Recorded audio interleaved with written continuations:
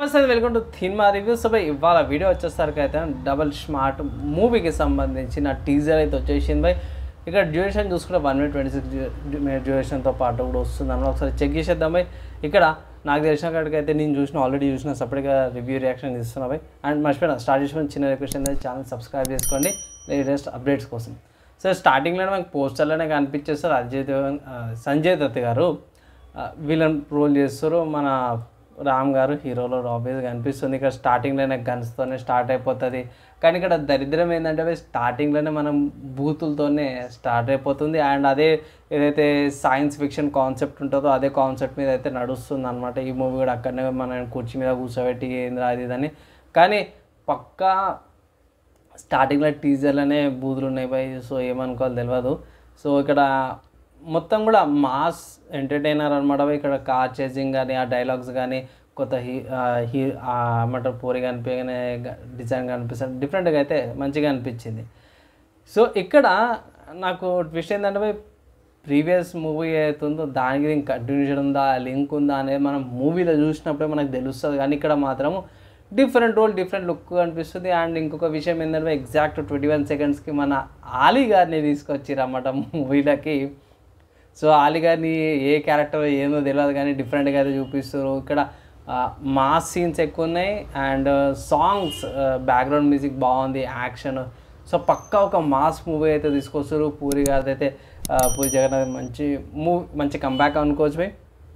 చాలా రోజుల తర్వాత రామ్ గారికి కూడా ఒక మంచి హిట్ అనుకోవచ్చు ఈ మూవీ నుంచి. అండ్ ఇక్కడ ఎగ్జాక్ట్గా 37 secondsకి 36 అనుకుంటా ఒక సెకండ్ అటు ఇటు కావచ్చు. కానీ అజయ్ దేవగన్ అని చూపించి చైనా నుంచి వచ్చినట్టు, అది చైనా టౌన్లో మడ్డలు చేస్తున్నట్టు. సో మేబీ ఇక్కడ వాళ్ళది ఇలా చూపిస్తున్నట్టు, అంటే ఇండియా చైనా అన్నట్టు కాన్సెప్ట్ మీద ఉందా అయిందా అనేసి అయితే నాకు డౌట్ అయితే వస్తుంది. అండ్ ఇక్కడ సేమ్ అవే ప్రీవియస్ ఉన్న విలన్స్ అయితే తీసుకొచ్చారు. ఇక్కడ కొన్ని యాక్షన్స్ పక్కా అది పట్టుకొని వస్తాడు బై. సో మోస్ట్లీ పక్కా యాక్షన్ సీక్వెన్సెస్ ఉన్నాయి బై. కొన్ని డైలాగ్స్ అయితే నేను చెప్పలేకపోతున్నా, ఎందుకంటే మన బూతులు ఉన్నాయి బై. సో మర్చిపోయినా సంజయ్ దత్ కాదు ఈ ఏజ్లో కూడా అంత స్పాట్స్ ఫైట్తో పాటు బాగా తీసిర్రు. అండ్ ఎగ్జాక్ట్ 1 minute 5 secondsకి పెద్ద శివలింగం చూపించారు, త్రిశూలం చూపించారు.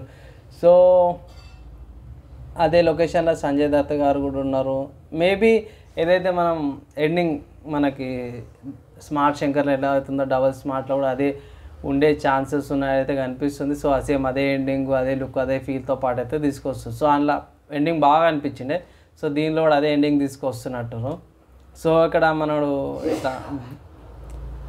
మనవాడు విభూది ఇట్లా తోడుకున్నాక ఒకటి స్టెప్ పక్కా సాంగ్ అయితే ఉంటుంది ఇక్కడైతే శంకరుని దగ్గరది. ఇంకోటి ఇక్కడ ఎగ్జాక్ట్ 1 minute 20th second అంటే ఒక 1 minute 20 secondsకి మనల్ని ఎవరు బేరాల్ దృశ్యం చేస్తారు. ఇక్కడ అఖండ లాంటి కాస్ట్యూమ్ అయితే తీసుకొచ్చారు. సో అలాంటి కాస్ట్యూమ్ లాంటిది ఉంది అఖండ లాంటిదే. సో డబల్ స్మార్ట్ అంటే మనకు టైటిల్ పడిపోతుంది.